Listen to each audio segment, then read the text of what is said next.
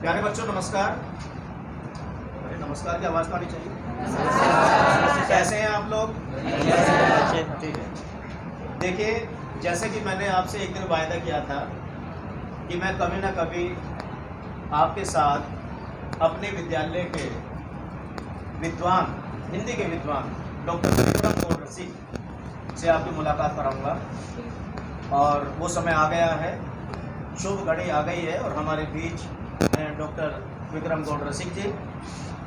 ये आपको आज तुलसीदास जी के बारे में बताएंगे और मैं आशा करता हूँ कि सभी बच्चे गुरुजी के द्वारा बताई गई बातें, इनके द्वारा दी गई जानकारी का आप पूरा लाभ उठाएंगे।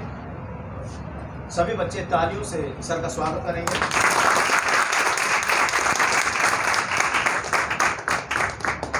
ठीक है सर, थैंक यू।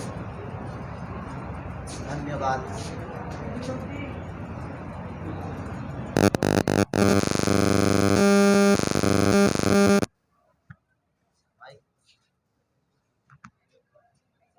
माइक का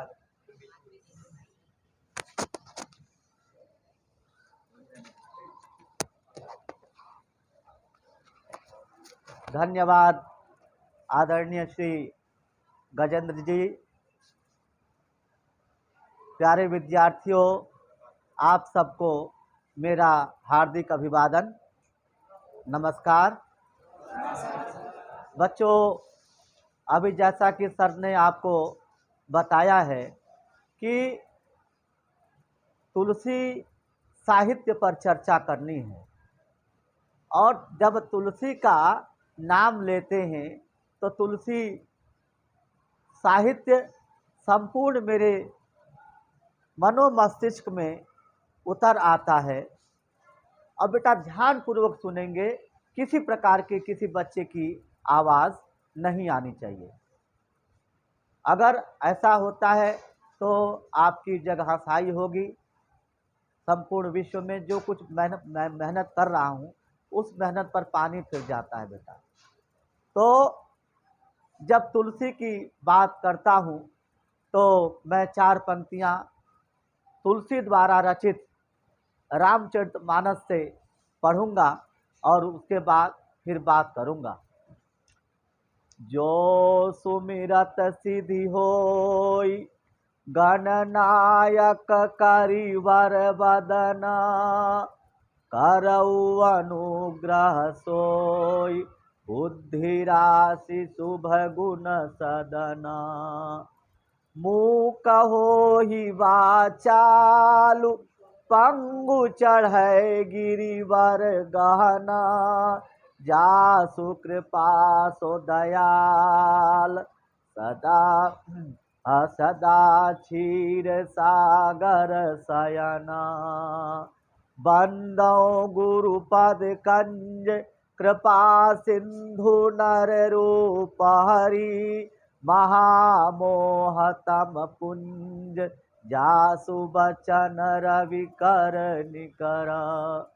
वर्णानामर्थ संघानाम रसानाम छंदसामपि, मंगलानाम च कर्तारौ वंदे वाणी विनायकौ।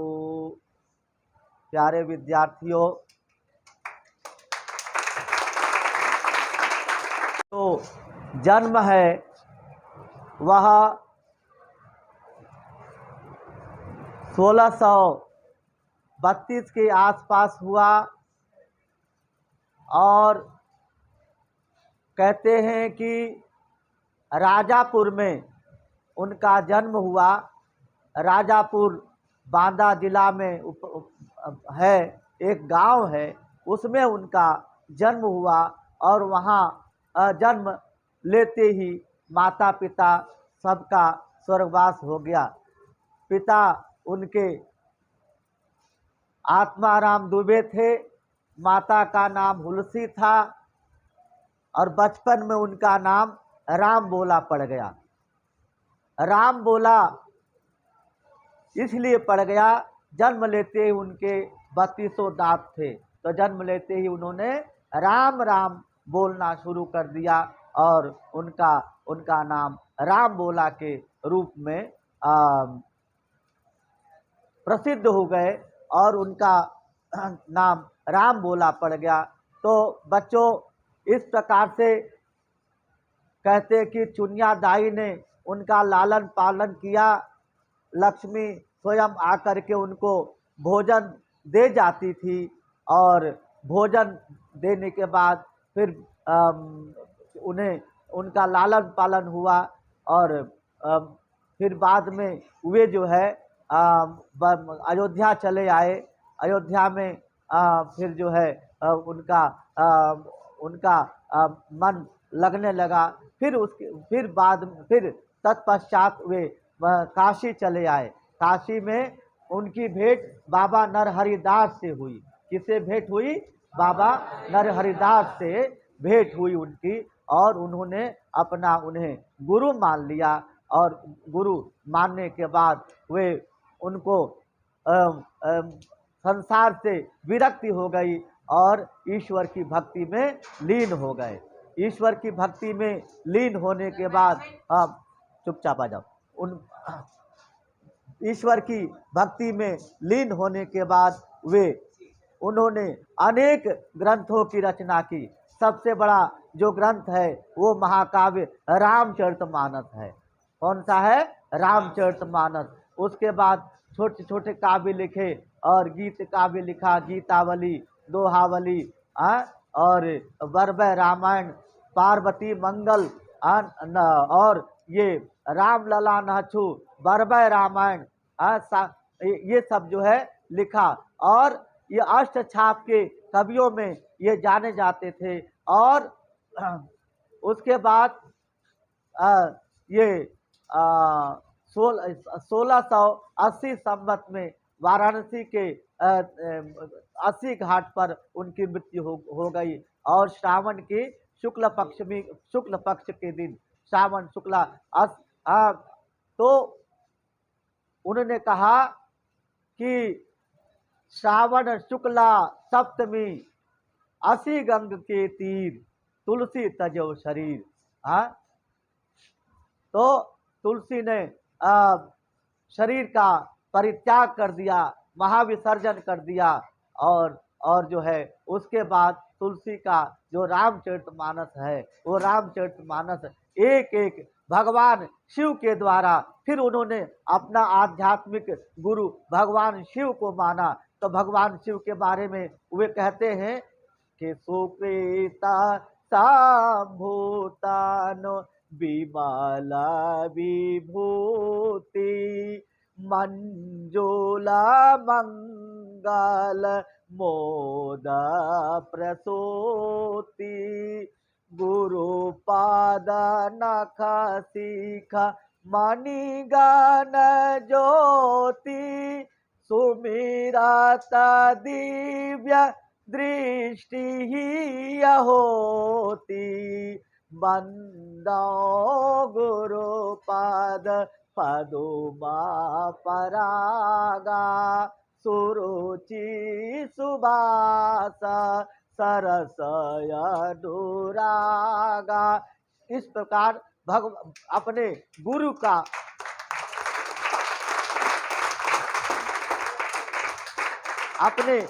बहुत बहुत धन्यवाद बच्चों। गुरु का वंदन किया, गुरु के चरणों में अर्चना की और अपनी शब्दांजलि प्रस्तुत की। मेरे गुरु शिव जी हैं और शिव ही सब कुछ कर सकते हैं। और संपूर्ण रामचरितमानस के जो साक्षी प्रवक्ता है वो शिव जी है। तभी उन्होंने कहा कि रच महेश निज मानस राखा, पाई सुसमय शिवासन भाखा। पहले से ही शिव जी ने रामचरितमानस की रचना कर ली थी। फिर आवाज हो रही बेटा? पहले से ही रचना कर ली थी और रचना करने के बाद फिर समय पा करके, अवसर पा करके शिवा को सुनाया, पार्वती को कथा सुनाना शुरू किया। और रामचरितमानस में आपके यहाँ थोड़ा सा अवतरण लगा है। वो जो है अवतरण जो है वो बाल कांड से और परशुराम लक्ष्मण संवाद आपके यहाँ लगा है बच्चों। परशुराम लक्ष्मण संवाद आपके यहाँ लगा है, और उसमें मैंने आपको बहुत पहले भी एक वीडियो शायद दिखाई होगी कभी। वो वीडियो आप जब देखेंगे तो उसमें 4000 व्यूज हैं। मैंने जब पढ़ाया था 10वीं को यहाँ पर, यही स्थान है और यही विद्यालय है। तो यहाँ पर मैंने तुलसी के बारे में पढ़ाया और उसमें 4000 व्यूज हैं। तो रामचरितमानस की जो पहली चौपाई है, जो जब परशुराम कहते हैं इस धनुष को किसने तोड़ा, तो राम उठ करके बोलते हैं कि नाथ शंभु धनु भंज निहारा, होई है कौविक दास तुम्हारा, आयसु काह कहिए किन मोही, सुन रिसाई बोले मुनि कोही। तो ये चौपाई यहाँ से प्रारंभ है, और जो है तुलसी का एक तुलसी का एक जो है साहित्य मंत्र है, एक चौपाई तुलसी का एक चौपाई मंत्र है। भगवान शिव ने एक चौपाई को प्रमाणित किया है और एक चौपाई को जो है सही किया है, उस पर सिग्नेचर कर दिया है भगवान शिव ने। इसीलिए हनुमान चालीसा में तुलसी कहते हैं होय सिद्धि साखी गौरीता, जो यह पढ़े हनुमान चालीसा होय सिद्धि साखी गौरीता। सिद्ध ये चौपाई ये हनुमान चालीसा जो है सिद्ध है। और तुलसी ने, जब तुलसी को बाहों का रोग हो गया था, बाहों में फोड़े हो गए थे और इतने फोड़े हो गए थे, तो उन्होंने हनुमान जी की स्तुति की, हनुमान जी का वंदन किया, अर्चन किया, हे हनुमंत लाल जी आप मेरे बाहों के रोग को ठीक करें। और हनुमान बाहुक लिखा, एक छोटी सी पतली सी पुस्तक है, आप पढ़िएगा, हनुमान बाहुक लिखा। और उसके बाद विनय पत्रिका लिखी उन्होंने। विनय पत्रिका में भगवान माता जगदम्बा से, सीता मैया से कहा कि हे मैया आप जो है प्रभु से हे बच्चे प्रभु से कहिएगा कि कभी भी आप मुझे मेरी खबर ले लें और मुझे जो है अपने चरणों में स्थान दे दे। तो कहा कि कबहु का अम्ब अवसर पाई, देवी यह चर्चा चलाई। हाँ कि हे मैया आप चर्चा चलाइएगा कि यह दास तुलसीदास जो है आपको स्मरण करता है, वह आपका ध्यान करता है, इसका उद्धार कब होगा। तब कहते कि कबहु कहो यही रहनि रहूंगो, श्री रघुनाथ कृपाल कृपाते संत स्वभाव गहूंगो। तो संतों का स्वभाव मैं गहूंगा, ग्रहण करूंगा, और मैं भक्ति आपकी चरण में, आपकी भक्ति में लीन रहूंगा। तभी कहते हैं कि अब प्रभु कृपा करौ यही भांति, सब तजी भजना करहु दिन राति, सब तजी भजना करहु दिन राति। सब जो है सब कुछ त्याग करके मैं आपका भजन करना चाहता हूँ प्रभु, इसलिए आप मुझे अपने चरणों में स्थान दें। और विभीषण भी यही कहता है कि सवन सुजस सुनियायऊ, प्रभु भंजन भवभीर, त्राहि त्राहि आरति हरण, हरण सुखद शरण सुखद रघुवीर।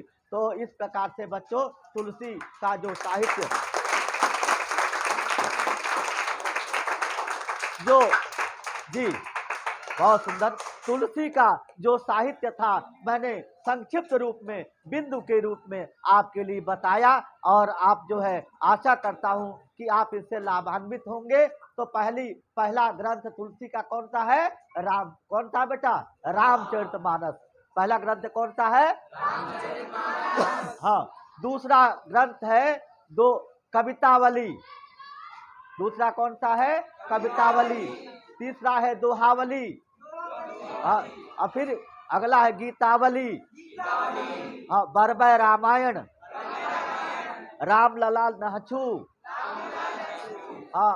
पार्वती मंगल, जानकी मंगल, और हनुमान चालीसा, विनय पत्रिका, हनुमान बाहुक।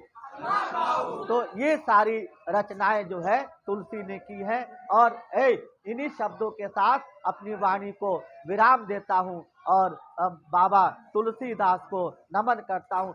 तुलसी का अर्थ क्या था? तू मतलब तुला, राम। तू का मतलब क्या था? तुला। तुला राशि कहाँ शुरू होते? र रा री, र रा री। तो रा से तो तू से राम, और सी से सीता, और तुलसी न ल से लक्ष्मण, ल से क्या होता है? लक्ष्मण, और सी से सीता। तो तुलसी और उनके दास, राम लक्ष्मण और सीता के दास। तो कौन हुए? तुलसी। तुलसी तुलसी सब कहे, तुलसी बन की घास, भई कृपा रघुनाथ की, हो गए तुलसीदास, भई कृपा रघुनाथ की, हो गए तुलसीदास। बहुत बहुत धन्यवाद बच्चों। बंद कर दो।